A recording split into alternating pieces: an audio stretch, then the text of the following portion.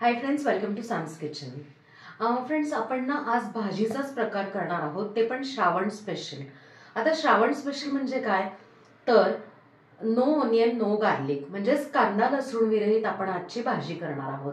ती पण आहे ना कार्यालयासारखी करणार आहोत. ती आहे कोबीची भाजी.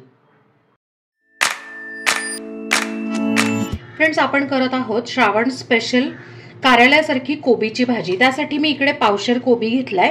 तो बरोबर असा उभा चिरून 2 तुकडे त्याचे करून घेऊया. आता आपण आहे ना सुरीनी किंवा विळीनी आहे ना असं चिरणार नाहीये, तर एक वेगळी पद्धत वापरणार आहे. आपली ही जी आहे ना किसणी असते त्याला असं स्लायझर असतं, किंवा साधा आपण आहे ना बटाट्याचे स्लाइस करतो ते स्लायझर घेतलं तरीही चालेल. ती आपण अशी उभी धरून ठेवूया आणि हा जो खालचा भाग जो आहे, वरचा भाग नाही खालचा भाग जो आहे तो असा धरायचा आणि इथे किसून घ्यायचा. बघा काय मस्त कोबी असा ना उभा छान पातळ पातळ बारीक किसला गेलेला आहे, म्हणजे चिरला गेलेला आहे. अशा पद्धतीनेच आपल्याला आहे ना भाजीला हवाय.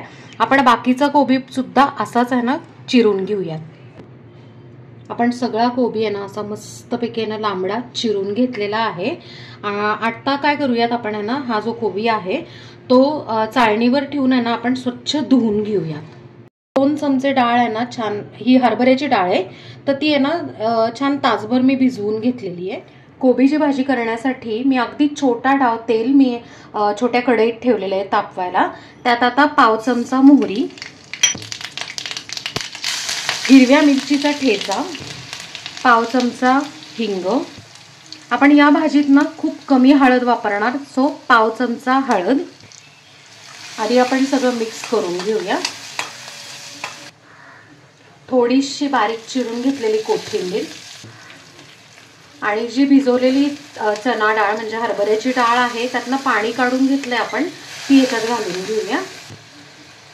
आता हे सगळं मिक्स करून घेऊया. ही जी चना डाळ आहे ना ती आपण ज्या वेळेला कोबी शिजवणार ना त्यावेळेलाच ती शिजून जाते, वेगळी अशी शिजवून घ्यायची काही गरज नाहीये.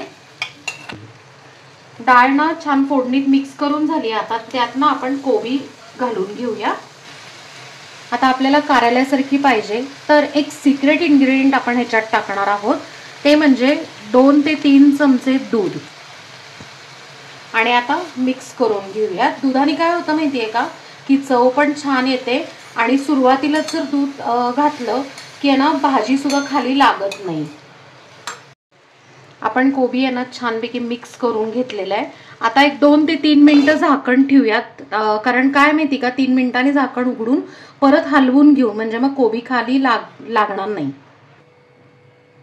एक 3 मिनिटं झालेली आहेत आणि आपण आता चेक करून घेऊया. पाणी त्याचं आटलेलं आहे, किंवा आपण जे दूध घातलं होतं ना ते आटलेलं आहे. त्यात आता थोडंसं आपण पाणी घालून घेऊया. चवीप्रमाणे मीठ, अगदी चिमूटभर साखर, कारण कोबी कसं असतं ना उग्र असतो, सो टेस्ट बॅलन्स करण्यासाठी आपण थोडी साखर घालून घेऊयात. परत आता हलवूया. भाजी आपली 50% शिजली होती. आता उरलेली भाजी शिजण्यासाठी आपण एक 3 ते 4 मिनिटांना अंदाजे परत झाकण ठेवून लो फ्लेमवर शिजवून घेऊया. 3 ते 4 मिनिटं झालेली आहेत. आता आपण चेक करून घेऊयात. आणि आता काय करायचंय की एक 2 मिनिटं फक्त आहे ना झाकण न ठेवता फक्त आहे ना असं परतून घेऊया. फ्रेंड्स, एक 2 मिनिटं आपण छान परतून घेतलेली आहे. आता गॅस बंद करू आणि सर्व करू. आणि तुम्ही बघू शकताय कलर पण इतका सुंदर आलेला आहे. हळद कमी टाकली ना की इतका सुंदर असा कलर येतो. आपण ही चविष्ट भाजी आता सर्व करून घेऊयात. फ्रेंड्स, श्रावण स्पेशल मस्त अशी आहे ना कार्यालय स्टाईल कोबीची भाजी तयार आहे आणि आपण ती सर्व करून घेतली आहे. फ्रेंड्स, श्रावण महिना चालू झाला ना की बरेच असे ना उपासाचे दिवस असतात, किंवा बऱ्याच वेळा ना नैवेद्य दाखवला जातो.